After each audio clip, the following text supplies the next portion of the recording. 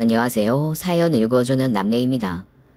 오늘도 와주셔서 감사드리며 오늘의 사연 시작하겠습니다. 안녕하세요. 저는 올해 40인 여자입니다. 결혼한 지 8개월 차 새댁이었지만 저는 남편의 행동에 치를 떨며 이혼을 선택했습니다. 8개월 만에 이혼하는 것은 너무 서두른 선택 아니냐고 할 수 있겠지만 오늘 저의 구구절절한 사연을 들어보신다면 깊이 공감해 주시리라 생각해요. 눈이 높았던 저는 결혼정보 회사를 통해 전 남편을 만나 결혼하게 되었습니다. 제 전 남편은 이런 사람이 왜 아직도 결혼을 안 했나 싶을 정도로 꽤 괜찮은 사람이었어요. 듬직하고 훈훈한 외모에 지방과 경제력까지 갖추었으니 이런 남자를 마다할 여자는 없었죠. 남편 말로는 바빠서 여자 만날 시간이 없었다는데 실제로 결혼을 해보니 진짜더라고요. 남편은 정말 사업하느라 눈코 뜰 새 없이 바빴어요. 그래서 집에 밤 12시가 넘어서 들어오는 건 기본이었죠. 친구들의 부러움을 사며 결혼식으로였지만 막상 결혼하고 나니 제가 꿈꾸던 신혼과는 좀 거리가 있더군요. 다정한 남편에 너무나도 예쁘게 꾸며진 집, 그리고 화목한 가족까지 모든 게 완벽했지만 제 마음에 조금씩 불안감이 스며들고 있었어요. 미안해.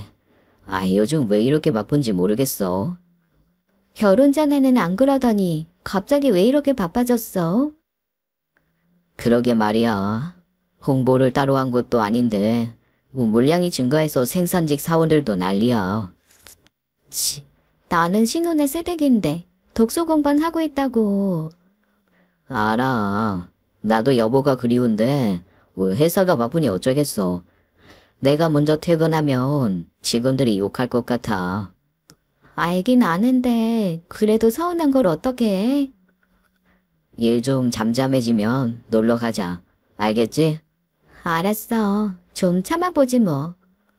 친구들하고 놀러도 가고 재밌게 시간 보내. 남편은 제게 금일봉을 내밀었고 그걸 위안 삼아 서운함을 달랬습니다. 한편으로 고생하는 남편이 짠하기도 했어요. 저희 시댁은 사업가 집안이었습니다. 시아버지, 남편, 아주버님 모두 사업을 하고 있었어요. 엄청 크게 사업하는 건 아니고 소소하게 사업을 하는 정도였지만 직장인에 비하면 수입이 꽤 좋은 편에 속했어요. 그래서 집안 남자들이 일에 파묻혀 사느라 바빴죠. 남자들의 공백을 여자들끼리 모여 불곤 했습니다. 얘, 뭐 하고 있니? 오늘 밖에 나와서 바람 좀 쐴까? 네, 어디로 나가면 될까요? 안 그래도 집에서 방바닥만 긁으며 심심해하던 차였는데 시어머니의 연락에 저는 신나서 달려나갔습니다. 나간 자리에는 시어머니뿐 아니라 형님도 같이 나오셨어요. 이참에 형님과도 친해질 수 있겠다 싶어서 좋았죠. 시어머니는 며느리들과 나와서 기분이 좋으셨는지 저희가 마음에 들어 하는 것들을 다 사주시며 백화점 쇼핑을 제대로 시켜주셨습니다. 요즘 힘들지? 결혼했는데 사업이 바빠져서 남편이 곁에 없으면 얼마나 외롭겠니? 그이도 미안하다고 하더라고요. 결혼하자마자 이렇게 바빠질 줄은 생각도 못했어요. 사업이란 게 그렇다 얘. 잘 안 될 때면 잘 되게 하려고 바빠지고 잘 되면 잘 되는 대로 바쁜 게 사업이라는 거야. 저도 아는데 한 달 중 하루를 일찍 못 들어와요. 그럴 때마다 나한테 속 시원히 전화해. 나도 네 시아버지가 사업하다 보니 그 마음 잘 안다. 매번 늦게 들어와서 얼굴 보고 밥 한번 제대로 먹은 게 언젠지 몰라. 저도요 어머니. 도대체 그이는 자기가 그 회사 일을 다 하는 것도 아닌데 뭐가 바쁘다고 하는지 모르겠어요. 형님도 그러셨어요? 저만 그런 게 아니었네요. 시모와 형님 모두 독수 공방한 지 오래되었다며 공감해 주시는데 왠지 제 편이 생긴 것 같아서 기분이 좀 부였습니다. 하지만 남편의 바쁜 사업은 나아질 기미가 없었어요. 내가 누구랑 결혼했는지 모르겠어. 자기는 만날 늦게 들어오고 텅 빈 집에서 얼마나 외로운지 알아? 알지. 근데 어떡해. 회사 운영 안 하면 우리 손가락 빨고 살아? 치, 그렇게 말하면 내가 뭐라고 해. 이해 좀 해줘. 회사 일이 바빠서 그런 게 아니면 나도 여보랑 있고 싶지. 저의 투정에 남편은 애교와 선물로 미안함을 대신했어요. 남편이 사온 선물을 보면 선물 고르는 센스가 아주 뛰어났습니다. 대체로 여자들이 좋아할 만한 그런 것들이었죠. 속상한 마음의 친구들에게 제 상황을 이야기하면 친구들은 다 같이 입을 모아 말했습니다. 야, 우리 남편 월급 네가 받아볼래? 정말 쪼들려서 내가 투잡이라도 뛰어야 할 판이야. 네가 배가 불러서 그래. 넌 사고 싶은 거 다 사고 시어머니가 가끔 쇼핑도 시켜준다며. 없이 사는 것보단 바쁜 게 100배 나아. 그런가? 필요한 건 이야기만 하면 다 사주긴 하는데 외로운 건 어쩔 수가 없어. 나도 아직은 불타는 30대라고. 그런 건 얼마 안 간다. 어차피 부부란 정으로 사는 거야. 배부른 소리 말고 우리끼리 한번 뭉치자. 친구들은 대부분 이런 말로 저를 위로해줬어요. 가끔 남편이 일찍 들어오는 날이면 제가 작정하고 남편을 꼬셨지만 남편은 늘 피곤해하며 먼저 자기 일수였습니다. 그래서 전 제가 기다리지 말고 남편을 보러 가야겠다고 생각했어요. 점심시간에 내가 회사로 갈까? 회사에서 같이 식사하자. 회사로? 근데 점심시간에도 바빠서 외근 나갈 수 있어. 외근 어디로 나가? 같이 가면 안 돼? 에이, 미팅하는데 같이 가면 상대방이 불편하지. 그런가? 같이 가서 거래처에 인사도 나누고 하면 좋을 것 같은데. 다음에 같이 가. 제가 어떻게든 같이 식사라도 할 시간을 만들어 보려 했지만 남편은 한사코 반대했어요. 신혼인데 아무리 그래도 이렇게까지 하나 싶어서 서운한 마음도 들었습니다. 보통 다른 사람은 시간을 쪼개서라도 보고 그러는데 우리는 그렇지 않은 것 같아서 너무 결혼이 빨랐나 하는 아쉬움도 들었어요. 그러던 어느 날은 친구들 모임에 갔더니 친구 하나가 초음파 사진을 보여주더군요.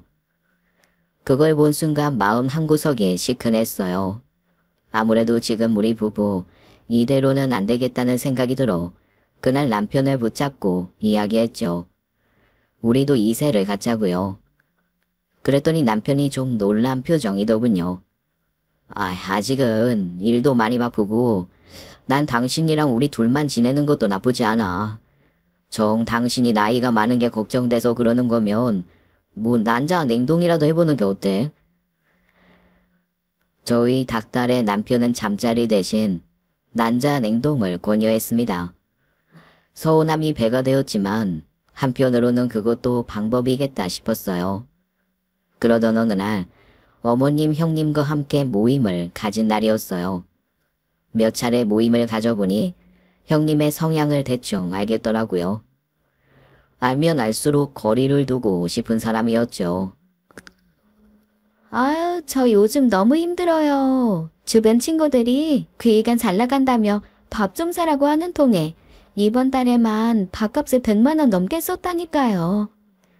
아무래도 사업이 잘 된다고 소문 들으면 그렇지. 그래도 너무 자랑하고 다니지 말거라. 사람들 속내는 알 수 없는 법이야. 제가 알리려고 한 건 아닌데 요즘 근황을 물어보다 보니까 그이가 너무 바쁜 이야기부터 나오게 되더라고요. 이날도 역시나 형님의 자랑이 시작되었어요. 형님은 항상 아주버님 사업이 더 잘 되는 것에 대해서 아주 자존감이 높았습니다. 좀 잊을만 하면 자랑을 해대는 형님의 말을 들으면서 같은 집안에서 저렇게 차별을 두고 싶을까 싶었어요. 동산에는 좀 어때? 회사는 잘 굴러가지?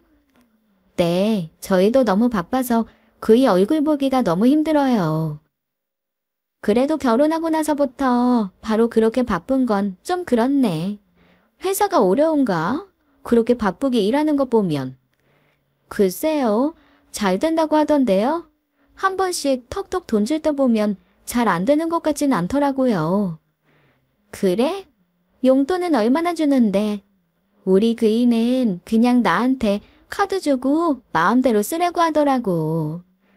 저도 그렇긴 해요. 그런데 그렇게 힘들게 일하는데 제가 그 돈을 펑펑 쓰는 것도 미안하던데요. 회사가 잘 되는데 돈 쓰는 게 뭐가 미안해. 사실은 사업이 잘 안 돼서 돈 쓰는 게 부담되는 건 아니고. 마치 우리 집 사정을 캐묻듯이 말하는 형님 말이 좋게 들리지 않았습니다. 사실상 시아버지 회사, 남편 회사, 아주버님 회사 중에서 아주버님의 회사가 가장 매출도 좋고 순이익도 좋다는 건 알고 있었습니다. 그렇지만 대놓고 자꾸 비교하고 무시하려는 형님의 그 어투가 거슬렸어요. 그이는 회사 더 키워야 된다면서 요즘엔 해외 출장도 다니면서 협력할 회사 찾는데 정말 바빠요. 해외까지 확장하려고 그런다니? 네, 어머니. 그이는 천생 사업가인가 봐요. 그저 그런 사업이었는데 이렇게 해외까지 확장하는 걸 보면 정말 수완이 좋아요. 그래, 정말 열심히 노력하는 건 인정할 만하지. 그렇다고 자만하면 절대 안 돼. 형님은 한숨 놓이시겠어요. 아주버님이 사업 확장하시면 더 잘 다지기만 하시면 되니까요.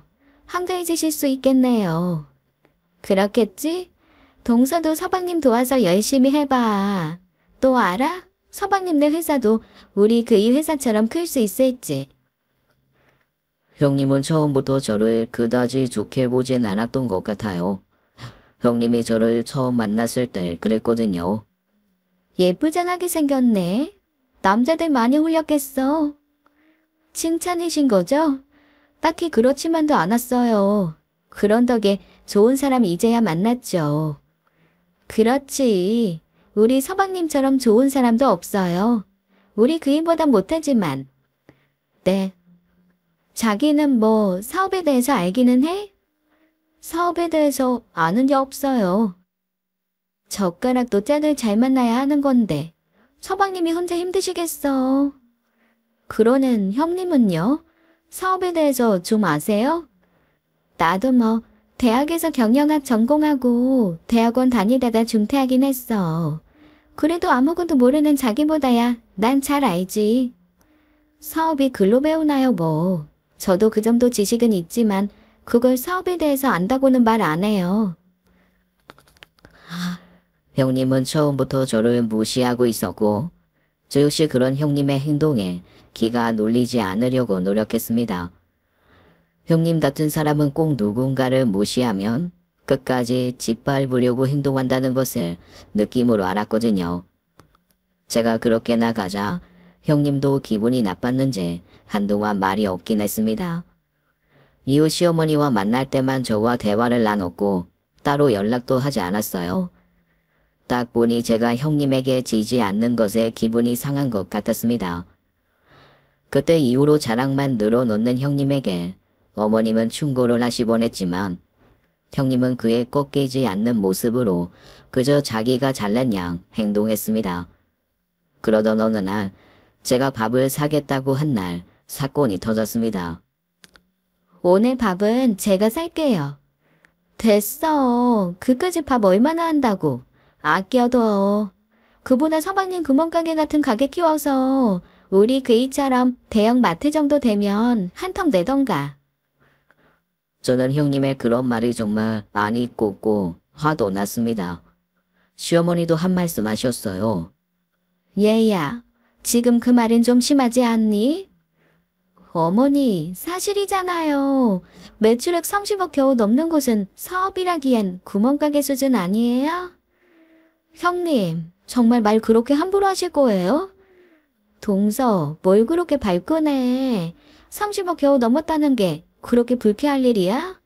돌려 말하면 앞으로 발전이 무궁무진하다는 건데 동서 가만 보면 은근 심보 꼬였다.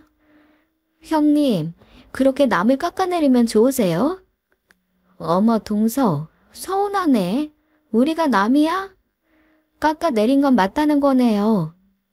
내가 사실밖에 말을 못해서 그게 그렇게 서운했어? 형님, 사업은 정말 한순간이에요. 그렇게 자만하시다가 큰일 나세요. 그리고 명확히 말하면 그 사업이 형님 사업은 아니잖아요. 형님은 제가 쏘아붙이는 말에 몸짓하더니 동서 그렇게 안 봤는데 너무 한다면서 기분 나빠하며 집으로 가버렸어요. 시어머니는 떠나는 형님을 붙잡지도 않으셨습니다. 어머니, 죄송해요. 너무 속상해서 그만. 잘했어. 사업이 잘 되기 시작했을 때부터 점점 자신이 무슨 부잣집 사모님이라도 된 것처럼 그러더라. 남편이 잘 될수록 안 사람이 더 잘해야 되는 법인데 그 애는 뭘 몰라. 사람 일 어찌 될지 아무도 모르는 건데. 그래도 시어머니가 그런 저희 사이가 불편해지지 않도록 또 한 번 만나자고 말씀하셨어요. 며느리라고는 둘밖에 없는데 사이좋게 잘 지냈으면 하셨던 거죠. 저 역시 형님과 척지고 지내고 싶지 않았어요. 시어머니의 중재로 유야무야하게 그날 일은 지나가게 되었습니다. 하지만 형님은 여전히 같은 사람이었어요. 형님의 자랑질은 끝이 없었죠. 저는 사업보다는 남편과의 사이가 더 중요하게 생각이 들었는데 형님은 그보다는 돈이 더 중요한 사람처럼 보였어요. 그런 부분이 아이러니하긴 했습니다. 형님과 친하게 지내고 싶진 않았지만 그래도 물어보고 싶은 마음은 참을 수 없었어요. 형님은 아주버님이랑 같이 보내는 시간 있으세요? 글쎄, 같이 뭔가를 해본 적도 거의 없는 것 같네. 아주버님도 역시 바쁘시죠? 뭐 그렇지. 쉬는 날이 있어도 비즈니스상 아는 사람들하고 만나거나 새로운 계약 따려고 내일 미팅 다니니 나랑 뭘 할 시간이 있나. 외롭진 않으세요? 외로움이라. 그래서 이렇게 풀고 있잖아. 솔직히 돈 쓰는 재미 아니면 그 일랑 결혼한 의미 없는 것 같은데? 형님은 결혼해서 느껴지는 외로움을 초탈한 듯한 느낌이었습니다. 형님도 초반에는 아주버님과 행복한 신혼을 보냈다고 했어요. 그나마 저보다는 나은 상황이셨던 거죠. 그러나 형님도 몇 달 안 돼서 아주버님이 회사 일만 하느라 자신을 봐주지 않았고 그 후에는 계속 아주버님이 회사 일이 잘 되니 그 돈을 쓰는 재미에만 집중하게 됐다고 했습니다. 그런 이야기를 들으니 형님도 참 안쓰럽다는 마음이 들었어요. 형님도 아이라도 낳을 수 있다면 좋았겠다는 생각을 했었나 봅니다. 하지만 아주버님도 워낙에 바쁘게 지내셨고 아이를 가질 기회도 밤하늘의 별따기였던지라 결혼하고 나서 얼마 안 돼 마음을 접었다는 이야기를 들었어요. 형님의 모습이 왠지 내 미래의 모습이 되는 것은 아닐까 잠시 서늘한 느낌도 들었습니다. 하지만 미리 걱정해 보아야 뭘 하겠는가 싶었죠. 저는 그래도 형님처럼은 되지 말자고 생각했습니다. 하지만 신혼 초 때의 상황이 크게 달라지진 않았어요. 그로부터 2달 뒤 저에게는 충격적인 소식이 들려왔습니다. 바로 형님이 아주버님과 이혼한다는 소식이었죠. 무슨 일이 있었던 거니? 네가 이혼한다고 하고. 어머니, 전 여태까지 그이한테 속아서 살았어요. 둘이 다시 차려볼 순 없는 거니? 그 사람이요, 바람에 피웠어요. 뭐? 첫째가? 시어머니는 적잖이 당황스러워하는 얼굴이었습니다. 사실 아주버님은 워낙 모범생이라고 소문이 났었고 이밖에 모르는 사람인 줄 알았기에 가족 모두가 바람을 피웠다는 사실에 놀랄 수밖에 없었던 거였어요. 시어머니는 아주버님이 바람 피웠다는 이야기에 더는 잘 살아보란 소리를 하시지 못했습니다. 제가 시어머니 입장이었어도 그럴 수밖에 없었을 것 같았어요. 내 자식이 흠이 있어 이혼한다는데 잘 살아보라고 할 만한 다른 이유가 없었으니 말입니다. 시어머니는 그저 형님에게 자기 자식이 그럴 줄은 몰랐다고 하면서 미안하다고 말했어요. 형님, 혹시 오해하시는 건 아니시죠? 오해? 오해였다면 나도 좋았을 텐데. 오해가 아니라서 나도 배신감에 치를 떨었어. 아주버님이 그러시다니 진짜 놀라셨겠어요. 모르겠어. 솔직히 정리가 안 돼. 그리고 어머니, 저 정말 어머니 좋아했는데 지금은 너무 힘들어서 어머니 얼굴 뵙는 게 힘드네요. 그래, 네 맘 다 안다. 얼마나 마음고생했겠니. 내가 뭐라 해줄 말이 없다. 미안하다. 형님은 평소에는 그렇게 강한 척하고 자신만만하게 굴더니 아주버님의 바람 피운 사건 이후로 자신감도 확 가라앉아 보였습니다.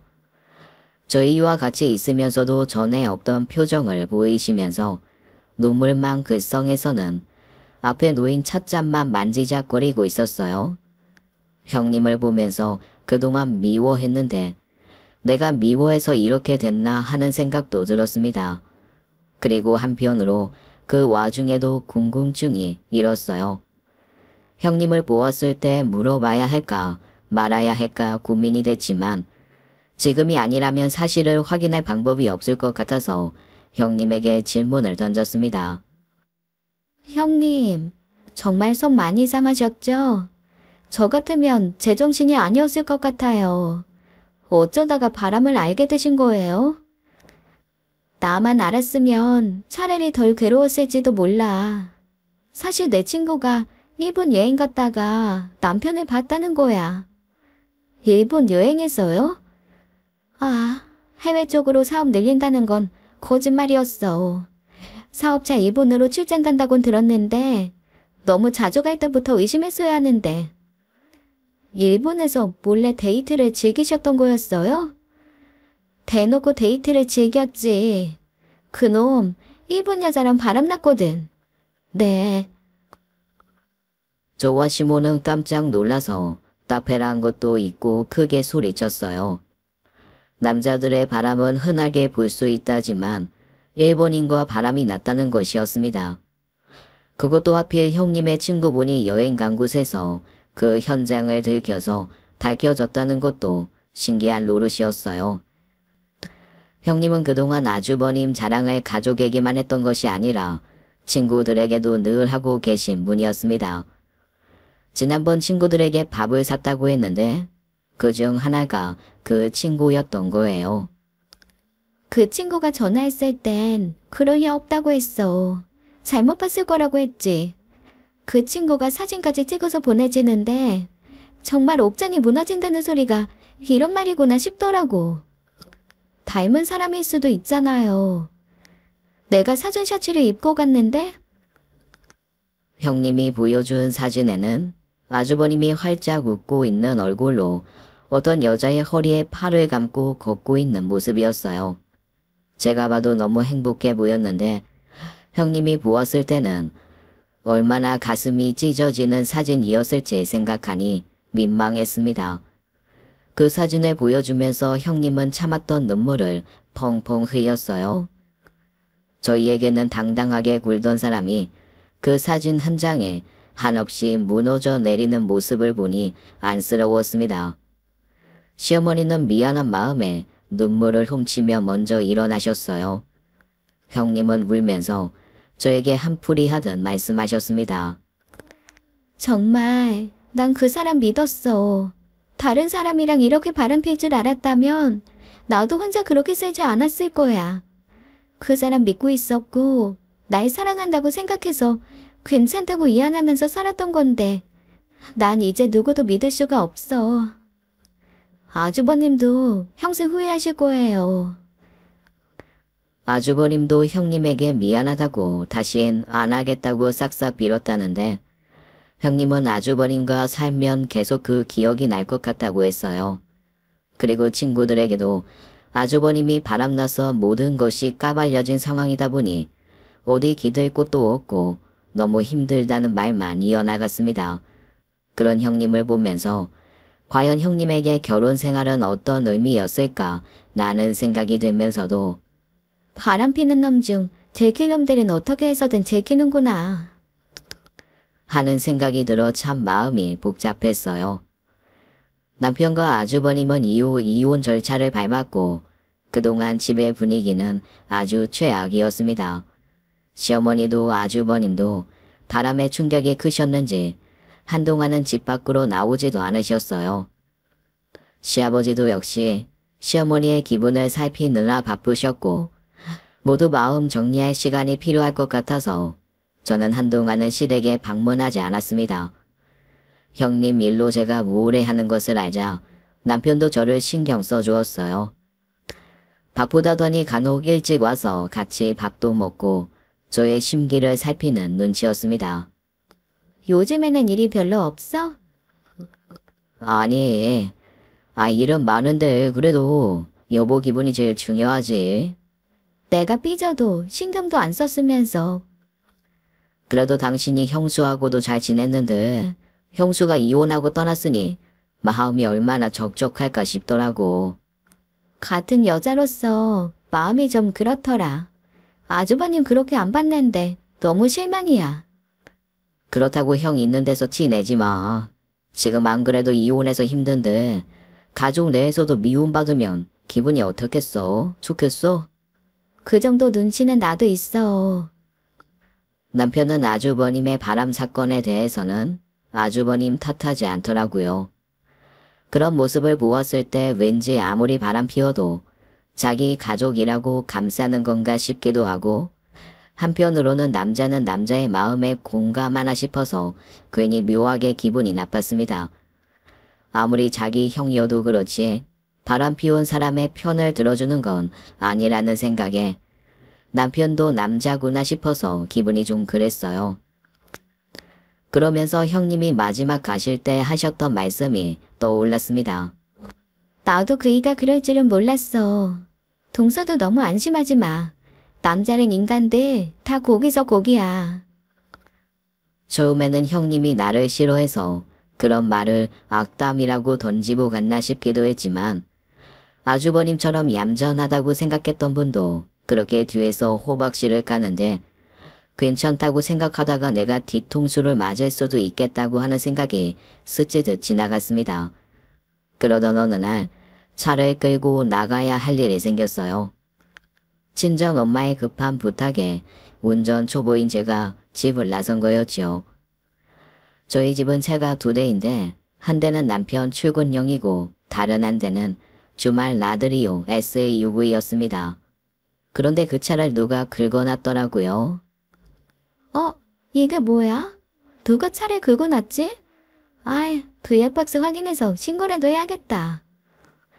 범인을 잡으려고 집으로 올라와 블랙박스를 확인했어요. 그리고 전 기겁하고 말았습니다. 너 네 형처럼 안 걸리게 조심히 만나. 걱정하지 마세요. 집사람은 의심조차 안 해요. 제 귀에 들려온 목소리는 다름 아닌 시아버지와 남편이었어요. 남편이 운전 중에 시아버지와 스피커폰으로 통화를 하고 있었죠. 여자들이 얼마나 여우 같은지 아냐. 겉으로는 모른 척 하다가 뒤에서는 금방 눈치채서 캐고 다닌다고. 그 사람 안 그래요. 저에 대한 믿음이 얼마나 강한데요. 네 형이라고 걸릴 줄 알았겠냐. 다 운이야 운. 너는 모르는 거야.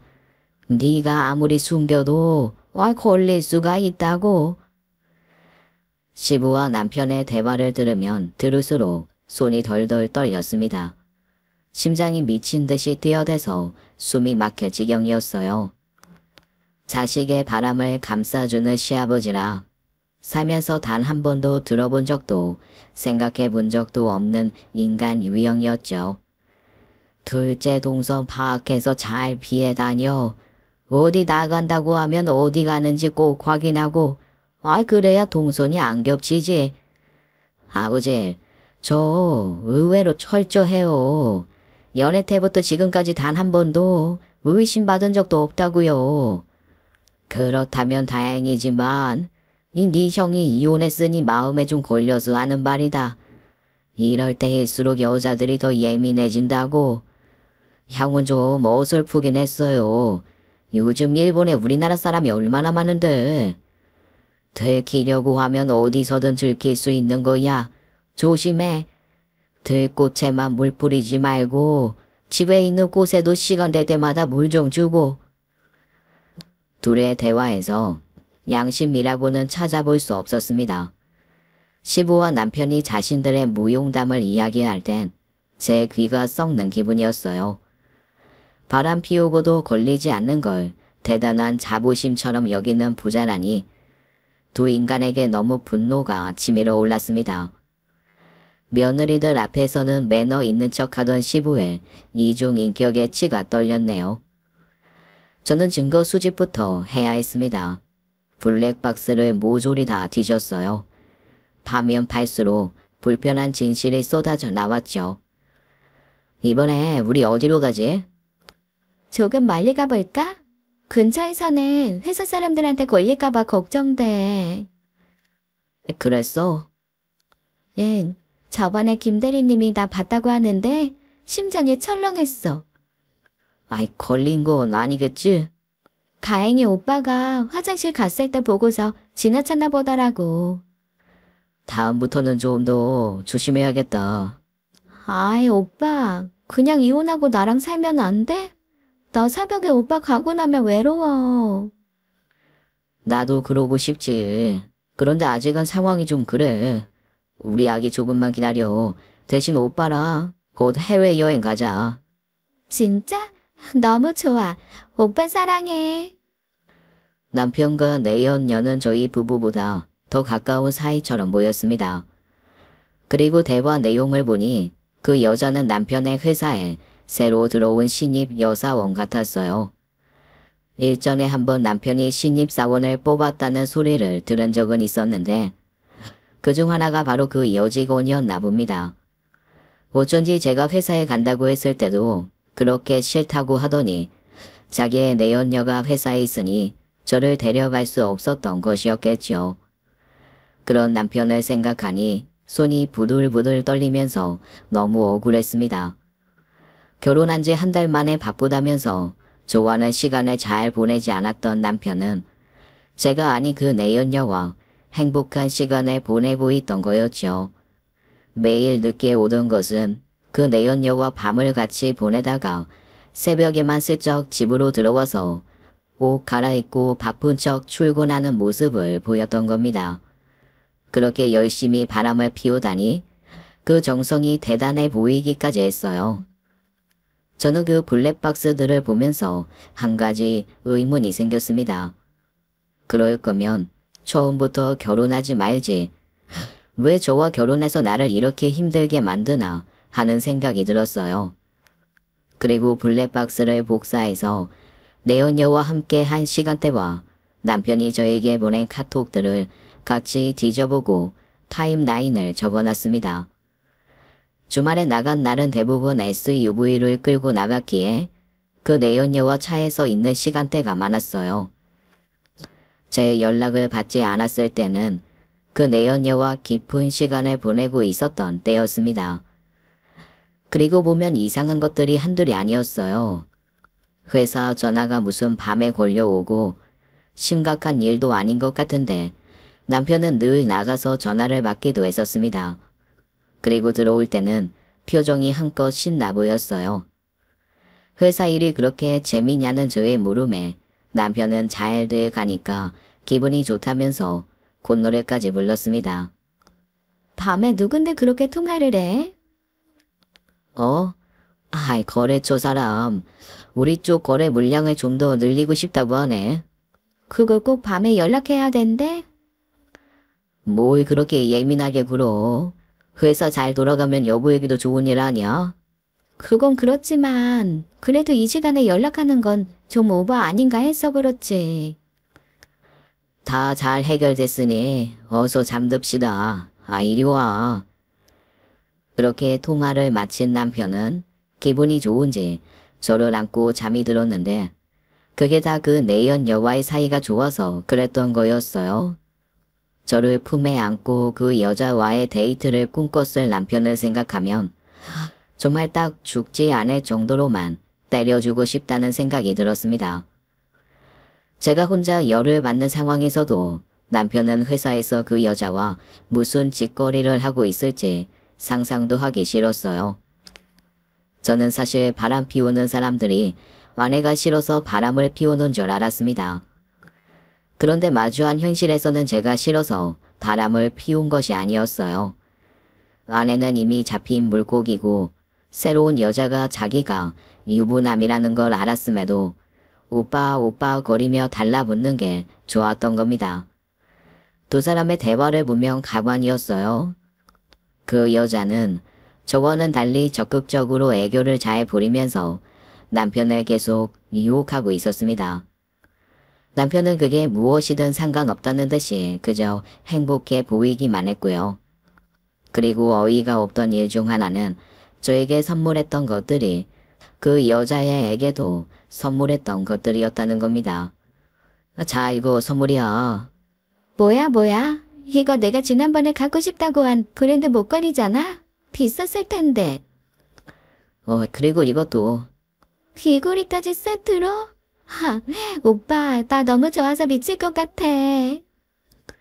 그럼 예쁜 짓? 차량 앞에서 주차 모드로 찍힌 두 사람의 모습이 있었는데 저에게 선물했던 똑같은 목걸이를 그 여자에게도 선물했어요. 게다가 그 여자에게는 귀걸이까지 세트로 해줬습니다. 저에게는 목걸이만 선물한 빌어먹을 남편 자식이었어요. 그 여자애는 너무 기뻤는지 남편에게 마구 볼 뽀뽀를 해드는 모습이 보였습니다. 시점을 확인해 봤을 때 그 여자에게 선물하고 나서 저에게도 같은 걸 선물했는데 저는 그것도 모르고 남편이 센스 있고 여자의 마음을 잘 안다며 행복해 했던 거예요. 하나하나 블랙박스를 통해 남편의 행동을 확인하면서 울분이 차오르기 시작했어요. 결혼하고서 저는 외롭게 혼자 지내고 있었는데 남편이라는 작자는 자기보다 10살은 더 어린 여자와 즐기고 다녔을 생각을 하니 열받았습니다. 아마도 저에게 용돈을 주고 여행을 다녀오라고 한 것도 본인은 그렇게 즐기는데 집에 있는 저를 생각하니 일말의 양심의 가책 때문에 보상하고 싶었던 것이었겠죠. 모든 퍼즐이 맞춰지고 나니 저는 너무도 황당하고 열받았지만 절대 눈물은 흘리지 말자 다짐했어요. 잘못한 건 남편 자식인데 제가 왜 그런 한심한 인간 때문에 아까운 눈물을 흘려야 될까 싶어서였습니다. 생각할수록 남편이 괘씸하다고 생각했어요. 제가 아이 가지고 싶다고 했을 때는 우리가 결혼한 지 얼마 안 됐다면서 나중에 생각해 보자더니 그 여자와 통화할 때는 너 닮으면 예쁘겠다는 말까지 했습니다. 그런 말을 듣고 있자니 그 사람은 언제든 나를 버리고 내연녀와 다른 살림 차릴 수도 있겠다고 하는 생각에 정신이 번쩍 들었습니다. 저는 이미 많은 사실을 확인했고 이대로는 참을 수 없다는 생각이 들었어요. 그래서 어떻게 할까 고민하다가 더 참을 필요도 없이 남편과의 관계를 끝내야겠다는 생각에 다다랐어요. 저는 블랙박스에 있던 내용들을 정리하고서 화를 억누르며 최대한 차분한 말투로 남편에게 전화를 걸었습니다. 지금 어디에 있어? 나 일이 있어서 부모님 댁에 와 있어. 알겠어. 거기서 딱 기다려. 무슨 일인데? 보면 알게 될 거야. 여보, 뭐 화난 거 있어? 제 말투를 듣던 남편의 질문에 아랑곳하지 않고 저는 그대로 전화를 끊고는 차를 몰아 무작정 시댁으로 달려갔습니다. 너무 화가 나니까 눈앞에 보이는 것도 없어서 마구 달려서 시댁에 도착했어요. 시댁 거실에는 시어머니와 남편이 도란도란 이야기를 나누고 계셨습니다. 제가 벌컥 문을 열고 들어오자 두 사람은 놀라서 저를 바라보았어요. 저는 들어가자마자 남편에게 갖은 욕과 소리를 지르면서 남편 주변의 물건들을 다 던지고 뒤엎어 버렸습니다. 그리고는 주변에 있던 휴지꺽을 들어 남편에게 세게 던졌어요. 남편은 그 휴지꺽을 맞고는 아픈지 연신 문지르며 저에게 그만하라고 했습니다. 처음 보는 저의 모습에 시모와 남편은 당황한 듯이 말했어요. 아, 여보, 무슨 일이야? 갑자기 왜 이러는 건데? 정신 나갔어. 그래 얘야. 무슨 일인지 말을 해야 할 것 아니냐. 야 간주명. 너 바람 피우고 다니면 내가 모를 줄 알았어? 당장 이혼해. 난 너 같은 쓰레기랑 역겨워서 못 살아. 무슨 말이야? 내가 바람이라니. 그래 새아가. 네가 뭘 잘못 알았을 거다. 좀 자중하고 앉아서 이야기하자. 아무런 상황을 모르는 시어머니는 그려 제가 잘못한 것 아니냐며 차분히 이야기해보자고 했습니다.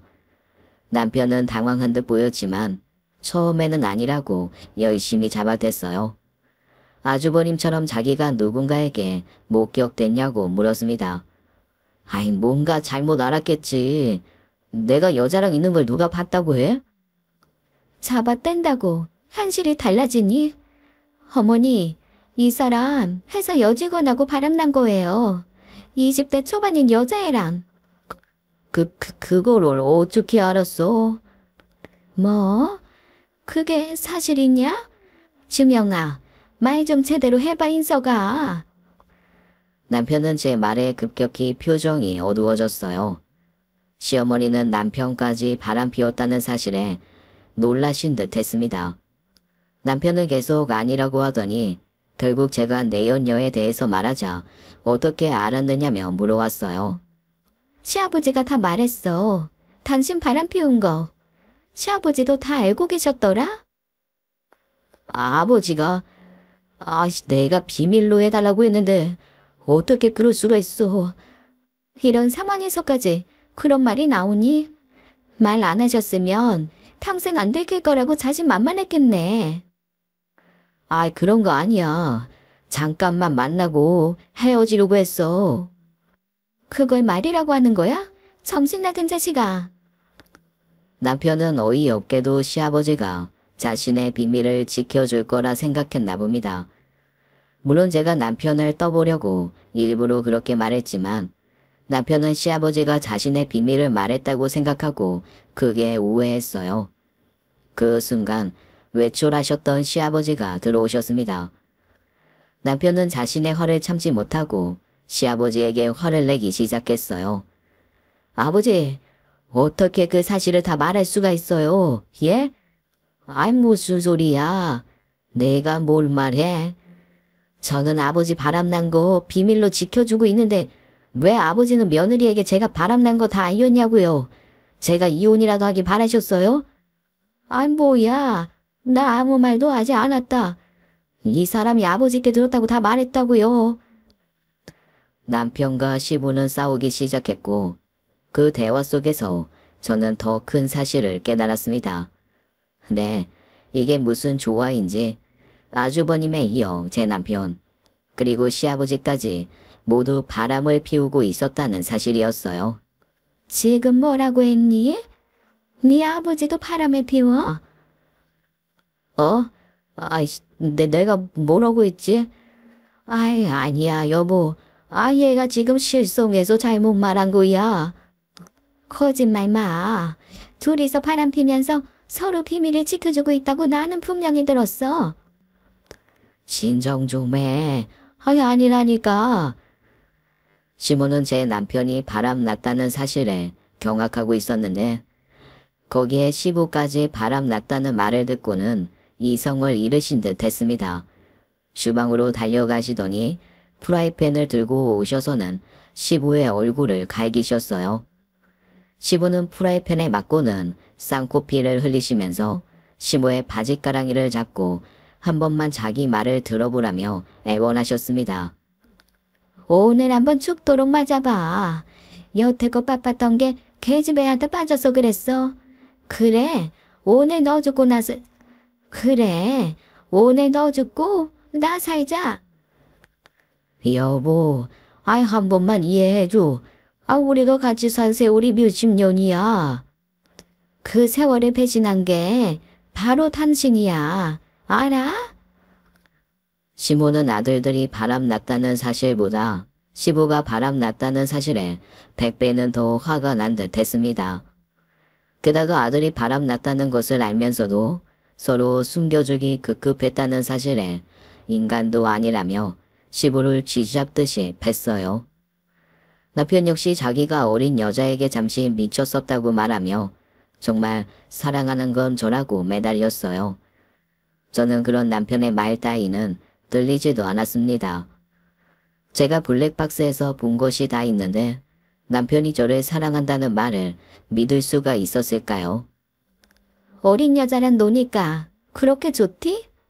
어떻게 밤낮을 구분 못할 정도로 그렇게 다녔어?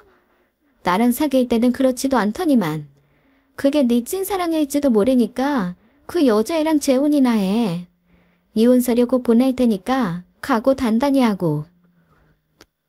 무슨 소리야. 아니 난 그 애랑 결혼 생각하지도 않았어. 걔가 날 꼬셔서 그렇게 된 거야. 난 그런 것 따위 상관 안 해. 결론만 볼 테니까 그렇게 알아.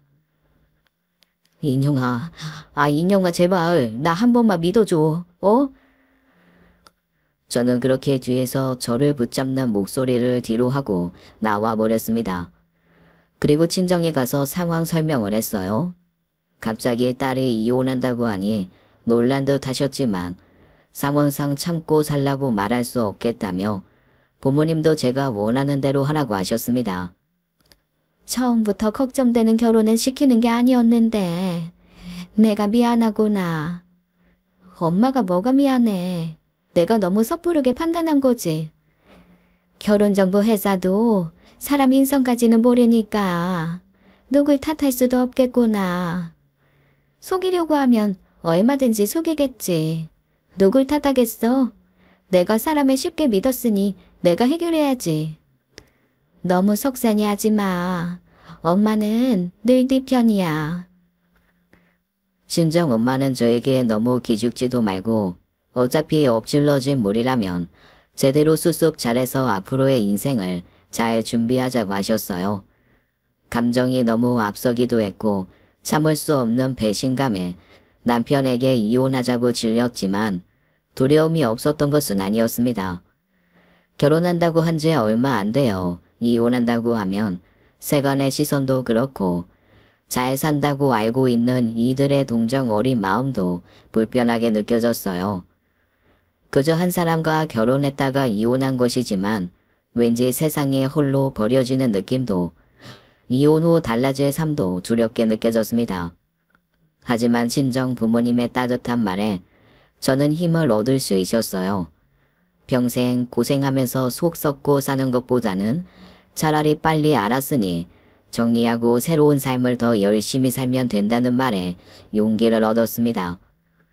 저는 그 길로 변호사를 만나서 상담했고 변호사는 소송에서 이길 확률이 높다는 답을 주었어요. 그 말을 들으니 또 자신감이 생겼습니다. 남편에게서는 계속 전화가 왔지만 모두 차단하고 받지 않았어요. 아마도 제가 그렇게 차갑게 하는 모습에 남편도 엄청나게 놀랐던 것 같습니다. 긴 상담을 마치고 집으로 갔더니 남편이 기다리고 있었어요. 사실 집으로 들어갈까 말까 고민했지만 잘못은 남편이 했으니 제가 그 상황을 피하면 안 된다고 생각했습니다. 그래서 들어갔더니 남편은 계속 저에게 말을 걸어왔어요. 저는 남편에게 최소한의 양심이 있다면 이혼을 받아들이라고 했습니다. 우리 아직 1년도 안 됐는데 꼭 이혼해야겠어? 그게 무슨 상관이야? 헤어질만 하면 헤어지는 거지. 우린 연인이 아니라 부부잖아. 한 번만 봐주면 내가 평생 자기를 위해서만 살게. 난 한 번 대신한 사람은 보고 싶지 않아. 최소한 양심이 있다면 여기서 그만두자. 바람 피운 건 진짜 미안한데 정말 걔를 사랑해서 그런 건 아니야. 저는 남편의 말을 듣는 것 자체가 곤욕이었어요. 그래서 남편에게 빨리 짐을 싸라고 하고 집에서 나가라고 밀쳐냈습니다. 남편과 같이 있으면 제가 미쳐버릴 것 같았어요. 남편은 일단은 시댁에서 지내겠다면서 마음이 풀리면 연락 달라고 했습니다. 남편이 나가고 나서 저는 혼자서 생각 정리를 많이 했어요. 친정 부모님하고 이야기하고 나서 괜찮아졌다 생각했지만 혼자 있을 때 밀려오는 감정은 어쩔 수가 없었습니다. 울지 말자 했지만 터져 나오는 눈물과 속상함이 밀려왔어요. 저는 그날 집에 있던 남편과의 추억들을 모두 정리해서 쓰레기 봉지에 담아버렸습니다. 바로 정리하지 않으면 제 마음이 흔들릴 수도 있을 것 같았기에 그렇게 할 수밖에 없었어요. 얼마 지나지 않아 저는 변호사를 선임해서 이혼 소송을 했습니다. 남편에게 이혼 서류를 보냈지만 합의 이혼하려고 들지 않았거든요. 어차피 저도 바람 피운 그들에 대한 감정 때문에 합의 이혼보다는 소송이 맞았던 것 같았습니다. 소장이 날아가자마자 남편은 흥분해서 연락이 왔어요. 아이, 소송까지 갈 필요가 뭐 있어. 달라는 대로 내가 다 줄게. 그러니까 이혼 말고 나랑 1년만 더 살아보자. 내가 잘할 테니까. 이미 난 마음 결정했어. 돈이 중요한 게 아니야. 널 믿었던 내가 너무 부끄럽고 바보 같아. 남자들 다들 한 번씩은 그럴 때 있어. 난 그게 좀 일찍이었던 거라고 생각해주면 안 돼? 지금 다른 남자들도 바람피니까 용서해달라는 거야. 그건 아니고 소송까지 가지 말고 나를 믿어보라는 거지. 널 믿느니 지나가는 똥개를 믿겠다. 블랙박스 영상 한번 꼭 다시 돌려봐. 저는 냉정하게 전화를 끊었습니다. 이후 소송에서 저는 그들을 이기고 이혼하였습니다. 8개월만의 짧은 결혼 생활이었지만 남편은 유책 배우자였기에 저에게 만만치 않은 위자료를 줘야 했어요. 또한 저는 거기서 그치지 않고 남편과 바람난 그 상간녀에게도 위자료를 받았습니다. 그 상간녀는 어렸지만 인생 공부 톡톡히 했을 그거로 생각해요. 아무리 돈이 좋아도 그렇지 유부남을 만나다니 비싼 과외비를 물었다고 생각하길 바랬습니다. 남편은 소송 후에 그 내연녀에게도 차였는지 한 번은 술 먹고 전화가 왔었어요. 하나 저는 바람 피웠던 사람은 인간으로도 취급하지 않는다고 딱 잘라 거절했습니다. 저희가 이혼하고 나서 시모에게서 연락이 왔어요. 사실 저에게 무슨 이야기를 하실까 걱정됐는데 시모는 쿨하게 말씀하셨습니다. 예, 어쨌든 네 덕에 파렴치한 놈과 내가 이혼했다. 이 나이라도 이혼해서 잘 살아보려고 해. 내 아들놈이 못나서 너도 이혼 경력까지 단 게 미안하지만 그래도 잘 살기를 응원하마. 어머니도요. 저 어머니 많이 의지한 거 아시죠? 앞으로의 인생은 행복하게만 사세요. 고맙다. 잘 지내거라. 시어머니는 시아버지와 한참을 싸우다가 결국 이혼하셨다고 했어요. 시어머니는 시아버지에게 위자료를 톡톡히 받았다고 하셨습니다. 어떻게 그럴 수가 있냐고 물었더니 사실 시아버지가 운영하던 회사도 다 시어머니 집안에서 자금을 대주었던 거였어요. 시어머니가 티를 내진 않았지만 시댁의 쩐주는 바로 시어머니였다고 합니다. 시어머니 집안이 아주 부자였었는데 가난한 시아버지를 만나서 결혼하는 시어머니가 안쓰러워 집안에서 회사를 운영하게끔 지원을 해주셨던 거였죠. 그렇다고 시아버지가 엄청난 사업 소환이 있지는 않으셨는지 그 사업을 그럭저럭 이어가고 계셨는데 그마저도 이혼하면서 회사에 있던 지분을 빼앗기고 마신 거였습니다. 시어머니는 그 돈으로 노후 준비와 여행을 다니며 에세이 작가를 목표로 사시겠다고 하셨어요. 시아버지와 두 아들들이 모두 이혼하자 회사에서도 그들을 보며 이상한 소문이 돌기도 했다고 합니다. 바람을 피운 데다가 도에서 여자 관계가 문란하고 이상한 업소에도 드나든다는 식의 카더라가 무성해져 버린 것이죠. 그래서 회사의 기강이 잘 잡히지 않아 다들 고생하고 있다고 만들었습니다. 생각해보면 결국 그 집안 남자들은 모두 다 바람이 나서 이혼을 하게 되다니 참 아이러니하지 않나요? 이혼이 흠은 아니지만 아무리 생각해도 저는 바람 유전자가 있다는 생각이 듭니다. 그렇지 않고서야 어떻게 한 집안에서 세 남자가 모두 바람을 피워서 이혼당할 수가 있겠어요. 결혼 초반에는 저도 아이를 빨리 가지고 싶었는데 아이를 낳지 않는 것이 오히려 잘됐다는 생각이 드네요. 만약 제가 아이를 낳았는데 남편의 유전자를 물려받아 커서 바람 피웠다면 정말 골칫덩이었을 거라 생각합니다. 저는 이혼 후에 위자료로 다른 지역으로 집을 사서 이사했어요. 남편과 다시 마주치고 싶지도 않았고 40살이라는 제 나이에서 터닝 포인트를 가져야 한다고 생각했습니다. 그리고 그 지역을 이사하면서 다니던 직장을 그만두게 됐는데 최근에는 지인과 함께 작은 가게를 하나 시작해서 장사에 맞들이고 있어요. 새로 오시는 손님들 맞이하고 물건을 손수 골라서 떼다 팔기도 했는데 재미도 있고 어떻게 보면 저와 적성도 잘 맞는다는 생각이 들었습니다. 전 남편을 만나서 결혼하고 8개월 만에 이혼해서 비록 이혼녀 딱지가 붙긴 했지만 그로 인해서 제 인생은 참 많이 바뀌었던 것 같아요. 그의 일이 없었더라면 지금의 제 모습도 없을지도 모릅니다. 물론 이혼하지 않는 것이 가장 좋고 바람 피는 사람을 만나지 않는다면 더 좋았을 테지만 이미 지나간 일에 대해서 걱정하며 살기에는 인생이 너무 짧은 것 같아요. 저는 지금 사는 제 인생에 너무나도 만족하고 있답니다. 혹시라도 남편이 바람 피워서 힘드신 분들이 있나요? 이혼하고 싶지만 쩔쩔매고 계신 분들 있으실지도 모르겠습니다만 분명한 건 내가 나를 믿고 지켜야 한다는 것 같습니다. 두려운 마음을 이겨내면 새로운 미래가 열리기도 해요. 힘들다고 해서 주저앉아 있지 마시고 자신이 원하는 삶을 위해 달려나가시길 바랍니다. 저도 그 힘든 시간을 이겨내고 아주 행복하게 살고 있으니까요. 제 행복을 나눠주는 사람이 되고 싶어요. 그리고 이혼했다고 해서 창피하거나 흠이 있는 것도 아닙니다.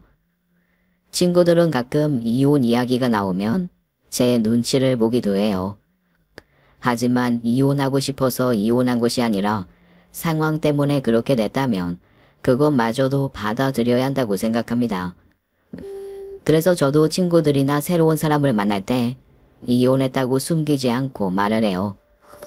누군가의 배신에 상처받았지만 그만큼 더 꿋꿋하게 잘 살아가고 있는 제가 자랑스럽답니다. 오늘 제 이야기를 들어주신 많은 분들께도 행복한 일만 있으시길 바라면서 이만 글을 마쳐보려 해요. 항상 자신을 먼저 생각하는 행복한 삶을 사시길 바랍니다. 들어주셔서 감사합니다. 지금까지 사연 읽어주는 남녀였습니다. 끝까지 함께 해주신 여러분 감사드리며 저희는 다음 사연으로 돌아올게요. 감사합니다.